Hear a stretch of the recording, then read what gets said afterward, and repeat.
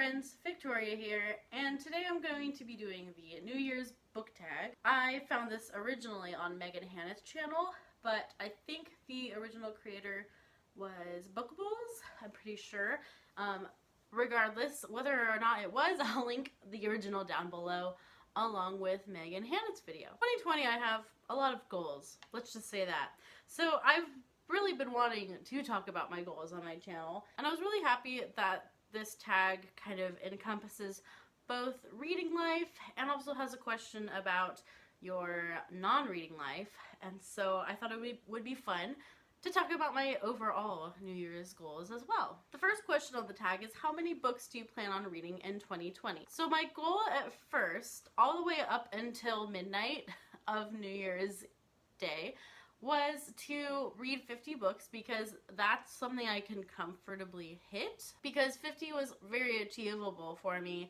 I actually ended up with 58 books read at the end of 2019. But then I got really ambitious at about 12:30 a.m. and I was sitting on my Goodreads and I was thinking, I could totally hit 60 if I tried a little harder. And so I set it to 60.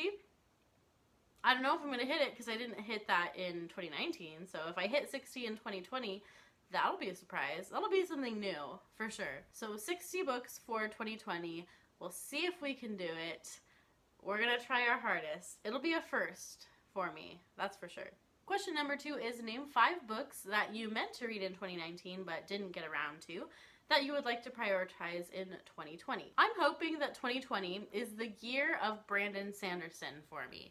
I have some of Brandon Sanderson books. I own Elantris. Well, okay, I should explain. I have read 2 Brandon Sanderson books already. I've read Skyward and Starsight. And Starsight was the first book I finished on the 1st or 2nd day of January. So I have read 1 Brandon Sanderson book this year already. So I have Elantris left to read. I have Warbreaker. And I have The Way of Kings, and I'm hoping to also read the subsequent books that follow in the series, because apparently the 4th book is also coming out in November, I believe. And so if I can read these 3 books, I can get my feet wet for the Cosmere, and then hopefully be ready to pick up the 4th book in The Way of Kings Stormlight Archive series when it comes out. Those are my master plans. We'll see if it actually happens.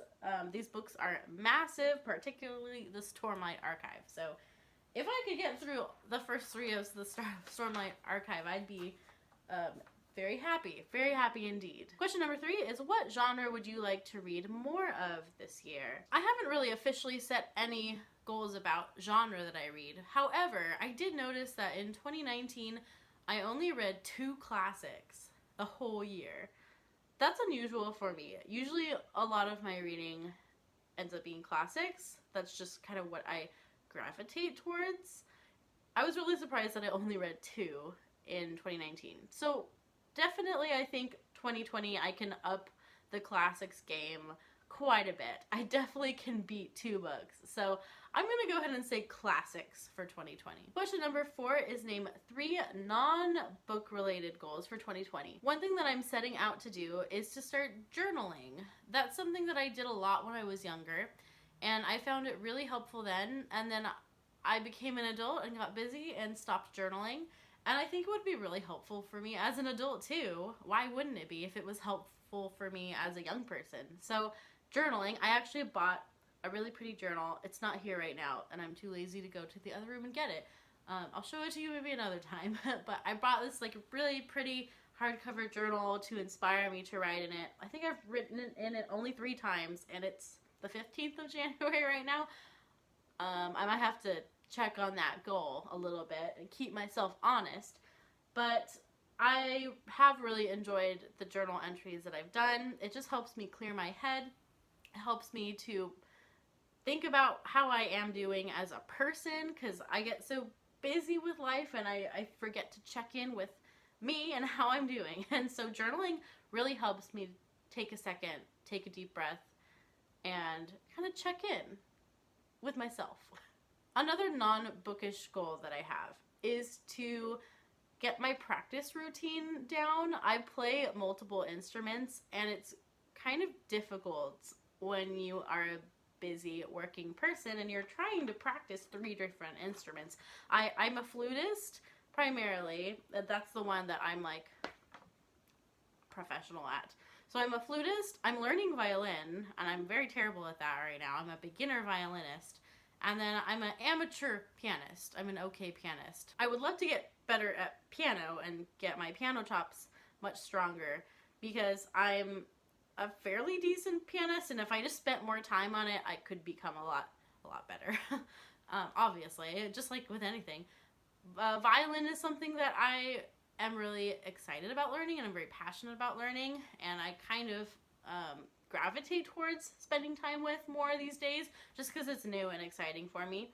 With the flute, I tend to neglect the flute the most, because I have a hard time setting goals for myself to practice the flute, because I'm not like performing a lot these days. I'm a full-time teacher, and I try to perform gigs when I have the energy to, but you know how that goes. So in general, my goal is to switch off every other day. So I'll play flute one day, and then I'll practice violin and piano the next day, and kind of switch off.